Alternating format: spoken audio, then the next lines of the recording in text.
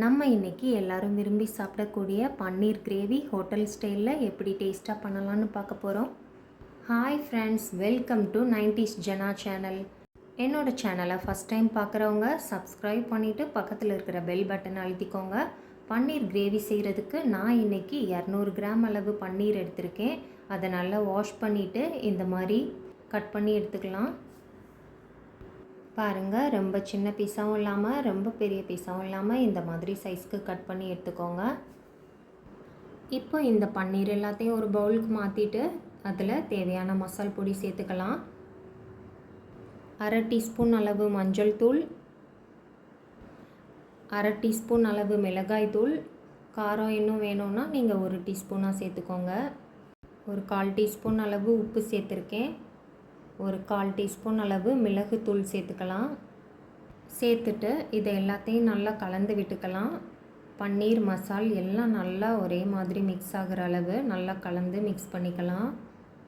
பாருங்கள், இப்போ எல்லாத்தையும் நல்லா மிக்ஸ் பண்ணிட்டோம். இனி தேவையான பொருட்கள் வேறு என்னென்னு பார்த்துடலாம். 2 வெங்காயம் எடுத்திருக்கேன், பெரிய சைஸ் வெங்காயம். 4 மீடியம் சைஸ் தக்காளி எடுத்திருக்கேன். 2 வெங்காயத்தை இந்த மாதிரி சின்ன சின்னதாக முடிஞ்ச அளவு குட்டியாக கட் பண்ணி எடுத்துக்கோங்க. 4 தக்காளியை மிக்ஸி ஜாரில் போட்டு அரைச்சி எடுத்து வச்சுக்கலாம். இப்போ நாம் கிரேவி பண்ண ஆரம்பிச்சிடலாம். அது அடுப்பில் ஒரு பேன் வச்சுட்டு அதில் ஒரு 3 ஸ்பூன் அளவு எண்ணெய் சேர்த்துக்கலாம். நான் நல்லெண்ணெய் சேர்த்துருக்கேன். நீங்கள் என்ன குக்கிங் ஆயில் யூஸ் பண்ணுறீங்களோ சேர்த்துக்கோங்க. கூடவே 1 ஸ்பூன் அளவு நெய் சேர்த்துக்கலாம். இப்போ இதில் ஒரு பிரியாணி இலை, ஒரு நட்சத்திர சோம்பு, 2 ஏலக்காய், ஒரு பட்டை சேர்த்துக்கலாம். கிராம்பு இருந்ததுன்னா ஒரு 2 கிராம்பு கூட சேர்த்துக்கோங்க. பாருங்கள், இப்போ இதில் கொஞ்சமாக ஒரு 1/4 டீஸ்பூனுக்கும் கம்மியாக சீரகம் சேர்த்துக்கலாம். சேர்த்துட்டு நாம் கட் பண்ணி வச்சுருக்கிற வெங்காயத்தை சேர்த்துக்கலாம். வெங்காயத்தை சேர்த்ததுக்கப்புறமா நல்லா வதக்கணும். வெங்காயம் நல்லா கலர் சேஞ்ச் ஆகி வர வரைக்கும் வெங்காயத்தை நல்லா வதக்கணும். ஒரு 1/4 டீஸ்பூன் அளவு உப்பு சேர்த்துக்கலாம். உப்பு சேர்த்துட்டு நல்லா இந்த மாதிரி கலர் சேஞ்ச் ஆகி வரத்தண்டியும் வெங்காயத்தை வதக்கிக்கலாம்.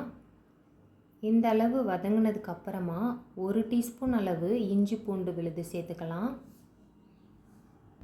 இஞ்சி பூண்டு விழுது சேர்த்ததுக்கப்புறமா அதை கொஞ்சம் லைட்டாக வதக்கி விட்டுட்டு நாம் அரைச்சி வச்சுருக்கிற தக்காளியை சேர்த்துக்கலாம். தக்காளி சேர்த்ததுக்கப்புறமா தக்காளியை கொஞ்சம் நல்லா எல்லாம் மிக்ஸ் பண்ணி விட்டுட்டு ஒரு மூடி போட்டு மூடி ஒரு 2 நிமிஷம் வேக வச்சுக்கலாம். இந்த டைமில் நாம் கொஞ்சம் தயிர் தேவைப்படும், அதை ரெடி பண்ணிட்டு வந்துடலாம்.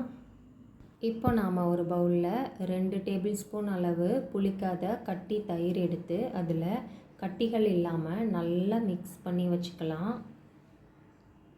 பாருங்கள், நம்ம கட்டிகள் எதுவும் இல்லாமல் நல்லா கலந்து வச்சுக்கலாம். இப்போ பாருங்கள், மூடியை ஓப்பன் பண்ணோன்னா தக்காளி இந்தளவு கொஞ்சம் வதங்கியிருக்கு.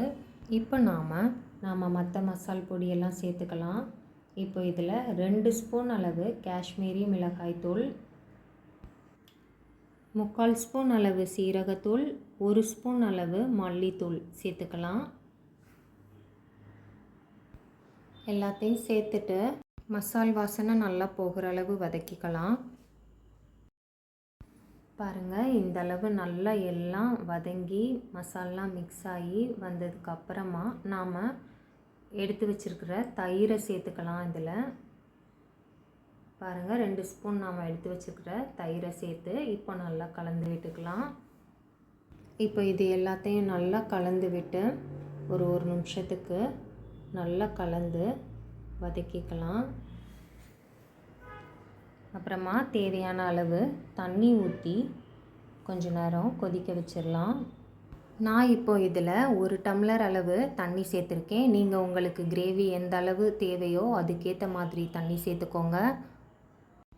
தண்ணி சேர்த்துட்டு இதை எல்லாத்தையும் நல்லா கலந்து விட்டுட்டு ஒரு 5 மினிட்ஸ் மூடி போட்டு மூடி மீடியம் ஃப்ளேமில் வச்சிடலாம். இந்த டைமில் நாம் பன்னீரை ஃப்ரை பண்ணி எடுத்துக்கலாம். அதுக்கு அடுப்பில் ஒரு பேன் வச்சுட்டு அதில் 1 ஸ்பூன் அளவு நெய் சேர்த்துக்கலாம். நெய் நல்லா உருகி வந்ததும் நாம் மசால் தடவி வச்சுருக்கிற பன்னீரை இதில் சேர்த்துக்கலாம். பன்னீர் எல்லாத்தையும் இதில் சேர்த்ததுக்கப்புறமா லோ டு மீடியம் ஃப்ளேமில் வச்சு அடி பிடிச்சிடாமல் 2 நிமிஷத்துக்கு நல்லா ஃப்ரை பண்ணி எடுத்துக்கலாம். பாருங்கள், இப்போ நல்லா இந்த மாதிரி ஃப்ரை பண்ணியாச்சு. 5 நிமிஷம் ஆனதுக்கப்புறமா அடுப்பு ஹை ஃப்ளேமில் வச்சுட்டு இப்போ இதை எல்லாத்தையும் நல்லா கலந்து விட்டுட்டு 1/2 டீஸ்பூன் அளவு கரம் மசாலா சேர்த்துக்கலாம். கரம் மசாலா சேர்த்து நல்லா மிக்ஸ் பண்ணதுக்கப்புறமா நாம் மீடியம் ஃப்ளேமில் வச்சுட்டு நாம் ஃப்ரை பண்ணி வச்சுருக்கிற பன்னீர் எல்லாத்தையும் சேர்த்துக்கலாம். பன்னீரை சேர்த்ததுக்கப்புறமா திரும்ப மூடி போட்டு மூடி ஒரு 3 நிமிஷம் மீடியம் ஃப்ளேமில் வச்சுக்கலாம். இப்போ பாருங்கள், 3 நிமிஷத்துக்கு அப்புறமா பன்னீர் நமக்கு சூப்பராக ரெடி ஆயிடுச்சு. உப்பு செக் பண்ணிக்கோங்க, தேவைன்னா சேர்த்துக்கோங்க. நீல வாக்கில் கட் பண்ணி வச்ச மிளகாயை சேர்த்துக்கலாம். சின்ன சின்னதாக வாஷ் பண்ணிவிட்டு கட் பண்ணி வச்சுருக்கிற கொத்தமல்லி இலைகளை சேர்த்துக்கலாம். கசூரி மேத்தி அப்படின்னு சொல்லிட்டு கடைகளில் கிடைக்கும் காய்ந்த வெந்தய கீரை, அதை சேர்க்கும்போது நாம் ரெஸ்டாரண்ட்டில் சாப்பிட்ற மாதிரி அதே மாதிரி டேஸ்ட் கிடைக்கும். அது இல்லைன்னா பரவாயில்ல, நீங்கள் கொத்தமல்லி இலைகளை சேர்த்துக்கலாம்.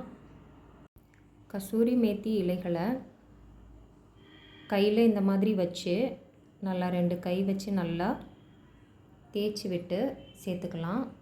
ஒரு 1/2 டீஸ்பூன் அளவு நாட்டு சர்க்கரை சேர்த்துக்கலாம். அவ்வளோதான், நமக்கு சூப்பரான டேஸ்டான பன்னீர் கிரேவி ரெடி ஆயிடுச்சு. இப்போ எல்லாத்தையும் கலந்து விட்டுட்டு அடுப்பை ஆஃப் பண்ணிவிட்டு ஒரு 5 நிமிஷம் அந்த ஹீட்டில் அப்படியே விட்டுடலாம். இந்த பன்னீர் கிரேவி சப்பாத்தி, நான், பூரி எல்லாத்துக்கும் தொட்டுக்க ரொம்பவே டேஸ்ட்டாக இருக்கும். கண்டிப்பாக எல்லோரும் இதை மாதிரி ட்ரை பண்ணி பாருங்கள். ட்ரை பண்ணி பார்த்துட்டு எப்படி இருந்ததுன்னு சொல்லி எனக்கு கமெண்ட் பண்ணுங்கள். என்னோடய சேனல் பிடிச்சிருக்குன்னா லைக் பண்ணுங்கள், சப்ஸ்கிரைப் பண்ணுங்கள். இந்த லைஃப் தான் நல்ல சுவைத்து சாப்பிட நமக்கு கிடச்சிருக்கு. ஆனால் உணவே மருந்துங்கிறத மறந்துடக்கூடாது. ஸோ சுவையான மற்றும் ஆரோக்கியமான உணவுகளை சுவைத்து மகிழுங்கள். தேங்க்ஸ் ஃபார் வாட்சிங்.